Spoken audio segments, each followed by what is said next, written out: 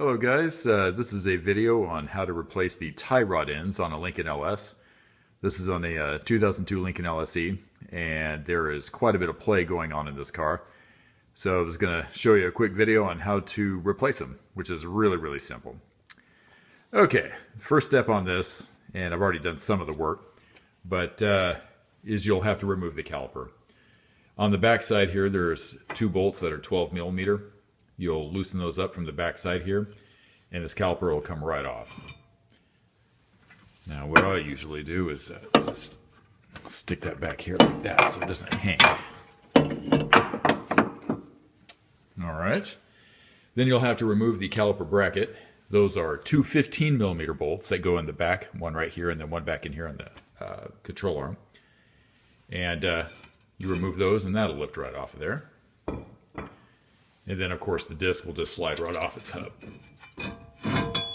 Get that out of the way there. Okay. Well, here's the tie rod. And on my car, I was starting to get an issue where when you're going down the road, it was like you were constantly overcorrecting just a little bit. Not too much that you wouldn't go down the street or it was pulling any direction, but enough to where it was actually starting to annoy me. So, of course, the boot is completely eaten out, and as you can see here, hopefully you can see that there's quite a bit of movement. I would say not quite a quarter of an inch, but definitely more than an eighth. So anyway, that is what we're going to remove here. We'll have to take this bolt off right here, which is an 18 millimeter, and then back here to release the jam nut right here off of the rack is going to be a 19 millimeter. Okay, now on this nut right here, it's pretty solid on there. So what I usually do is I like to go ahead and heat things up a little bit. A lot of times on these nuts there's a little bit of a like a plastic anti-back out ring on the inside of some of these nuts from the factory, so it kind of helps loosen them up. Most of the time your new tie rods will come with a new nut. Ideally, you're supposed to replace the bolts and the nuts anytime you take them off. I believe they're torque to yield, which generally means you can use them one time, but of course we know people don't always do that. But anyway, that'll get that nice and hot and make it a lot easier to break off. Like I said, that nut's 18 millimeter, and then the shaft that actually sticks out of there is an 8 millimeter. So once you break it loose, of course, it'll want to spin. So you put the 8 millimeter on there and the 18, and you'll be able to get that off. That should get it good and warm there. Okay, now that that's heated up, it'll break that nut loose. You go ahead and put the 18 on the nut. Then you have an 8 millimeter that goes on the shaft right here, and that holds it into place. And you get sufficient heat on there, it'll break that nut loose. And they'll fight you a little bit, but that's the only way to do that.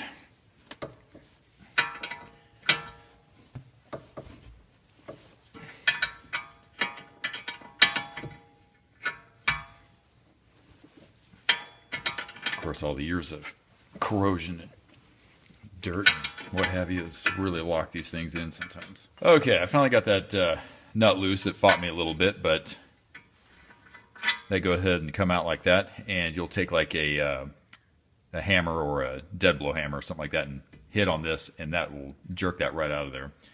But the next thing, I'll put that up there to secure that. But the next thing to remove is actually the jam nut and the tie rod itself from the rack.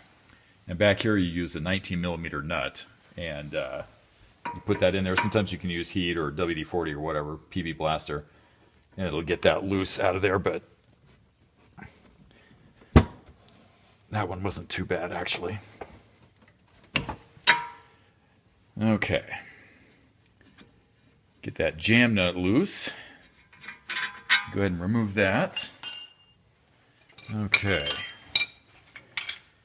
Now what you do is just go ahead and tap the end of this tie rod in. That should pop right out of there. Alright. That falling out. Okay, so I got that. Okay, on the tie rod to remove that, when you go to loosen this thing up with all the corrosion and everything like that, it's going to try to fight you. So the entire tie rod and the rack shaft that goes on the inside there actually wants to spin. So right here there's a knurled area, and you can put some vice grips.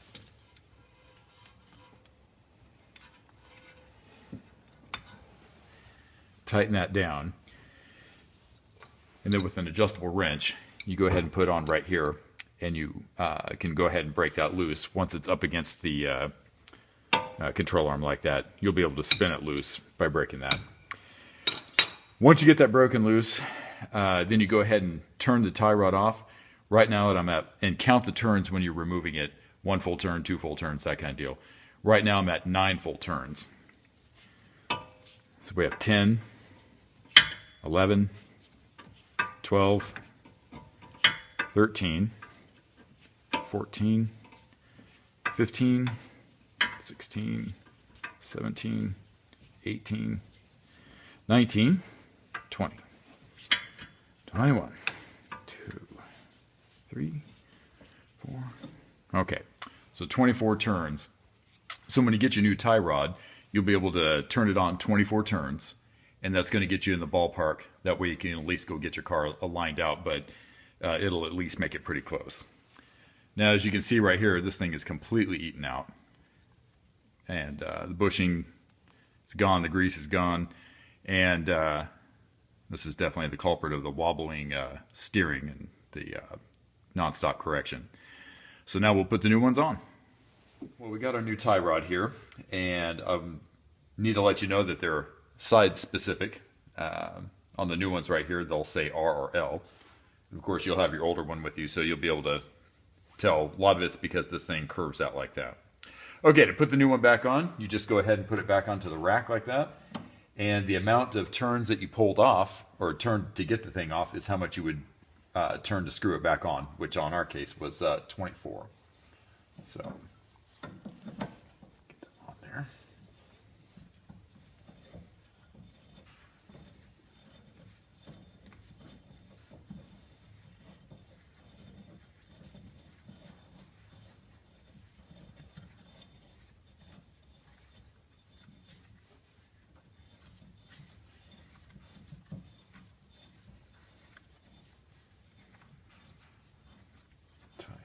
Three, 24. Okay, 24 is what we had. So we got that in a pretty close area of where it'll be, so when you go to take it to an alignment shop, it'll at least be pretty close to where you had it. Got this jam nut back in here. And we'll get that tightened down. And, of course, that's 19 millimeter again.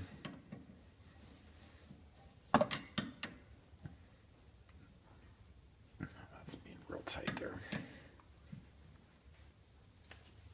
Okay, get that for now, and then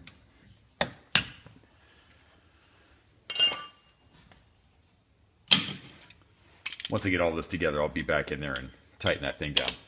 So now we want to put the tie rod in back into the knuckle here, and I always put just a little bit of anti-seize right on the bottom for times in the future if it ever has to come off. Just makes it a little easier. Okay, rotate that in there.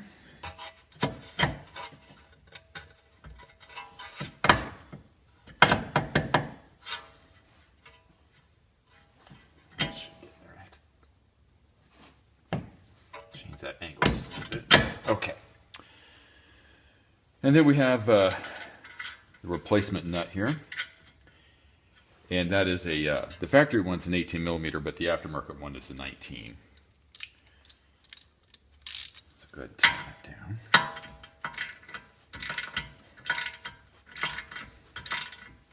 We got this all tightened down, the jam nut's on. We'll go ahead and put the brakes back on. So first thing we do is go ahead and put this rotor back on. And then what we have is the brake caliper bracket.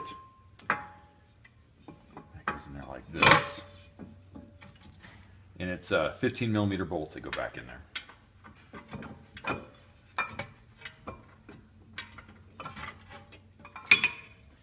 All right, and then after that, Go ahead and put the caliper back on.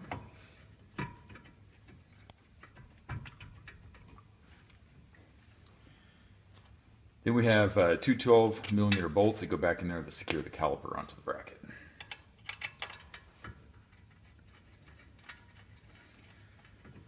That's going there pretty quickly.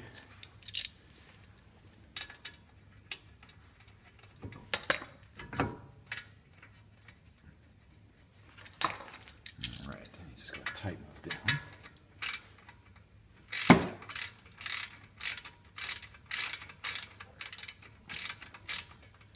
Pretty straightforward. The tie rod ends, I know they've, this car has about 165,000 miles on it, and it's been lowered with Eibach lowering springs. So a lot of the time it'll put extra stress on the suspension components, so they have an issue with wanting to wear out. But if you're definitely having a problem with where it feels like you're overcorrecting or the car just feels kind of like it's floating, first thing to definitely do is check your tie rods. And ball joints can also be the culprit. So it's good to just get everything once over. Especially as high mileage as these cars are getting. Okay, and that's that. You probably noticed that I put different brakes on. I picked up these cross-drilled rotors more for looks than anything, and I've had red calipers on quite a few different cars, and I decided to go with this burnt orange coppery color because I know a lot of the high-end cars do that, and I thought it'd be kind of fun to change it up. So, anyway, that's the rundown on the tie rod end replacement. So, thanks for watching.